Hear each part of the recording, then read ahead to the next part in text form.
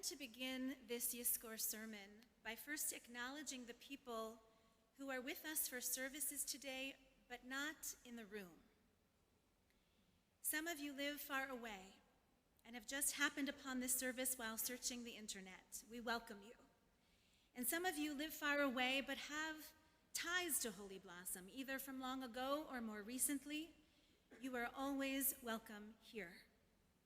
And some of you who are joining us through the live stream today are very dear to us.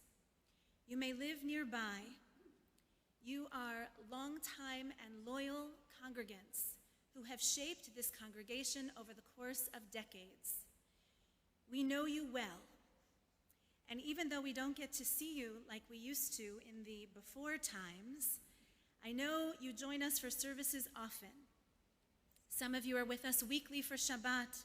Some of you are with us daily for the weekday minyan, for our daily L'chaim or bereavement support group led by the one and only Jack Kugelmass. You are still active members and supporting members of this sacred congregation.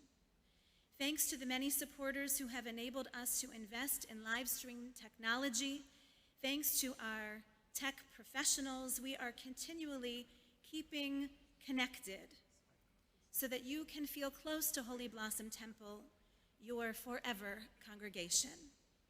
And thank God for that. You belong to Holy Blossom, and Holy Blossom belongs to you. What I'd like to say to you today is that we miss you, that I miss you.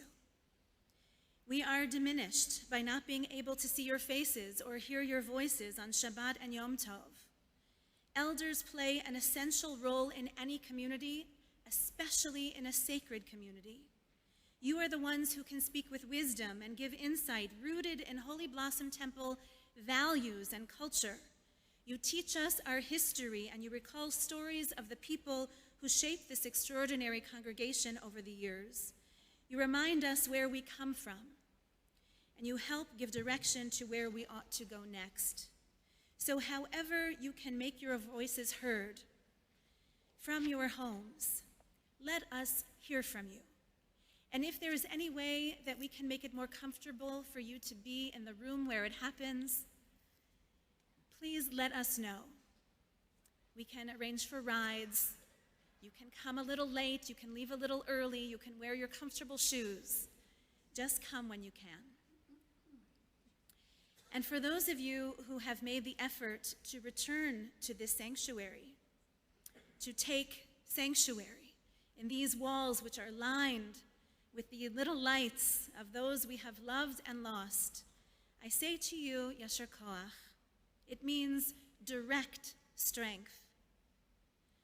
I know it can be an effort, getting dressed in your Yontif best, schlepping in and out of the car, or arranging for a ride in someone else's car, and then landing in these 85-year-old seats.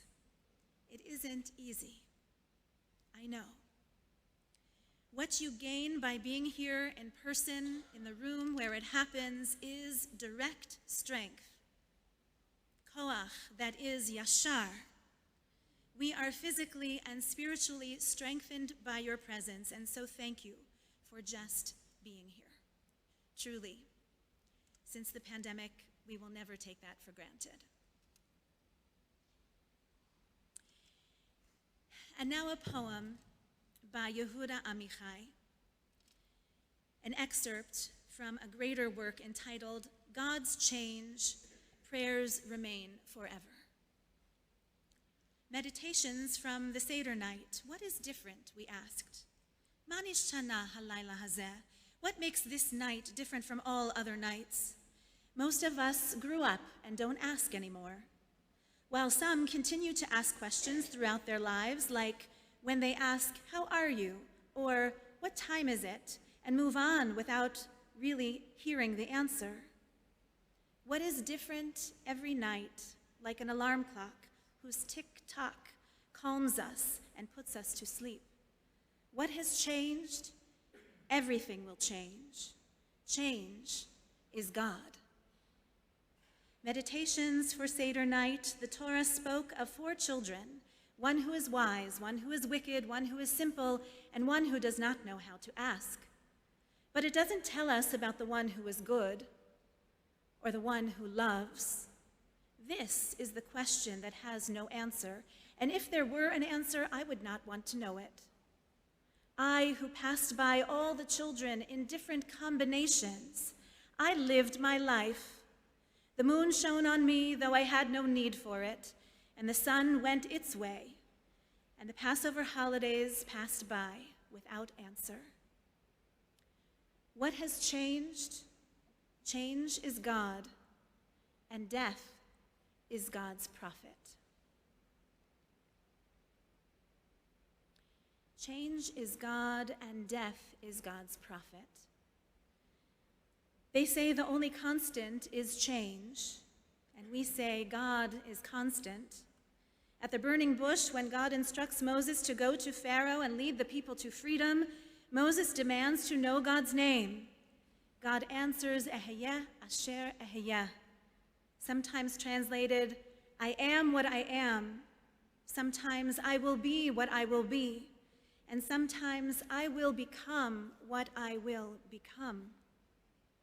It is a name of being, of constancy, of change, of constant change. God is the source of all creation, the source of the rules that have been set, rules of physics and evolution, setting it all into motion. God is the source who gifted us free will so that we can choose how we might change, how we might create and grow. Change is God, the poet asserts.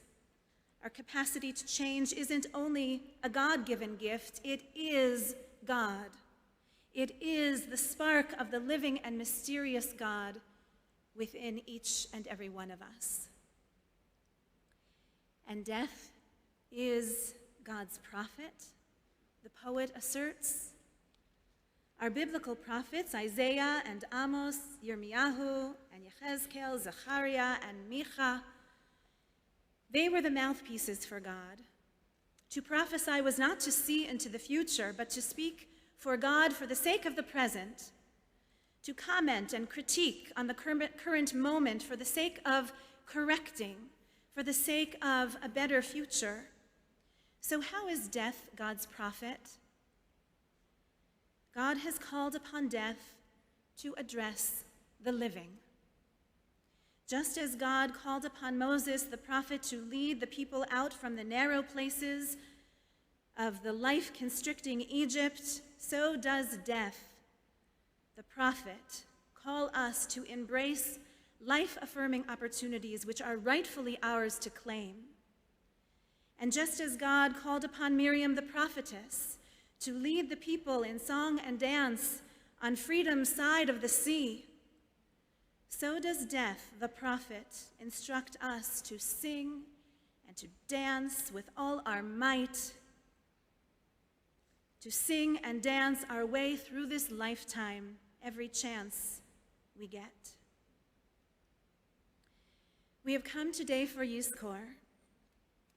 Yes, to honor our dead. Yes, to remember and to grieve them, of course, but also to affirm that we are not dead. Death, the prophet, addresses us this morning in a whisper or in a shout, saying, you are alive. You are alive. Just moments ago in Hallel, we sang the words of the psalmist, I shall not die, but live and tell the deeds of the living God. Yizkor days are for looking death, the prophet, in the eye and saying, I hear you, I know, I have more living to do. It's easy for mourners to get stuck in their grief. The timeline of Jewish rituals is meant to protect us from that. Shiva, then Shloshim, then the dedication of the headstone, the 11 months of saying Kaddish, the first Yortzeit. Each of these is a signpost in time, marking the passage of time. So we do not move too quickly through our grief, and so we do not move too slowly through our grief either. The 4 Yizkor days of the year say to us, here is a place where you can stop and rest. Here is a day for you to lay down your grief in the company of fellow Jews, in the protective embrace of Jewish song and ceremony. Today is designated as a holy day to revisit our losses, to reflect on them and how they have changed us. Today is a holy day, designated for a good cry. And yes, I know there is such a thing as a good cry. And then we get up from our places and we go out into the world and we live as fully and as open-heartedly as we can muster.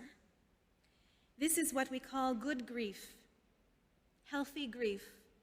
And many of us are right there today. You know who you are. And many of us are not there today. And you know who you are. And I want to acknowledge that for some of us, for some of the mourners among us today, every day is still hard. Every day brings some measure of pain. Some days seem as dark as Egypt itself. Grief can be a ruthless taskmaster. It may seem impossible to cross the sea from pain to freedom. For you, I wish to share a beautiful midrash in conclusion. I first learned it from Rabbi Karen Tomashow when she brought it to us here many years ago. She had studied the Song of Songs for her rabbinic thesis, that biblical book of romantic love poetry, Shir HaShirim. It is liturgically assigned to the festival of Pesach, when the earth is waking up from a long and dormant winter, and so much of life seems possible again, or we wish it did. There it is written in Song of Songs, "My dove, in the clefts of the rock, hidden by the cliff, show me your face. Let me hear your voice, for your voice is sweet and your face is lovely." In 7th century Israel, just south of Hebron, the school of Rabbi Ishmael taught this verse from Song of Songs as a parable. When the Israelites departed Egypt, to what might they be compared? To a dove that was fleeing a hawk. They thought to take cover in the cleft of a rock, but they saw that there in the crevice of the cliff there was a nesting snake. So the dove was unable to enter because of the snake, and neither was the dove able to retreat, to reverse its course, because the hawk was stationed now right outside the mouth of the cave. So what could the dove do? She began to cry out and to flap her wings so that the owner of the dovecote would hear her and come to rescue her. So it was for the Israelites. Our ancestors were fleeing from a hawk named Pharaoh. They ran to take cover in a rock by the sea, but they were unable to descend into the sea because the waves swirled and threatened them like a snake's nest. They were unable to reverse their course because Pharaoh and his army now were approaching. So what could they do? According to Exodus 14, just before where Paula picked up today, it is written, "As Pharaoh drew near, the children of Israel lifted up their eyes. Vayis'u b'nei Yisrael et enehem. And behold, v'hinei, Egypt was pursuing them. Vayir'u me'od, and they were terrified.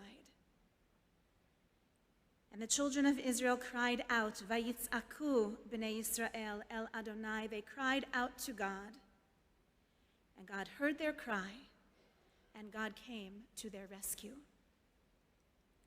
Rabbi Eliezer decodes this verse from Shir HaShirim one step further.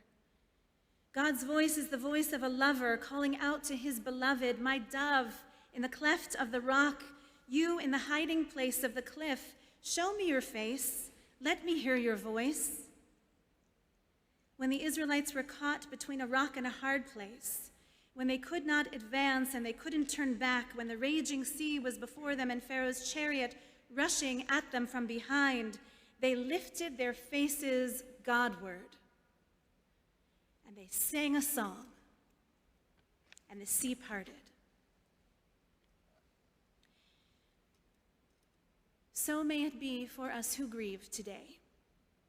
We are like the dove caught between a rock and a hard place. It feels lonely to stay in the house. It feels all wrong to go out and about.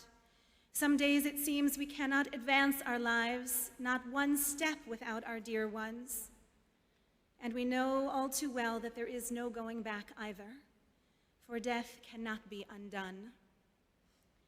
At such moments, God says to us, "Look up, my dove.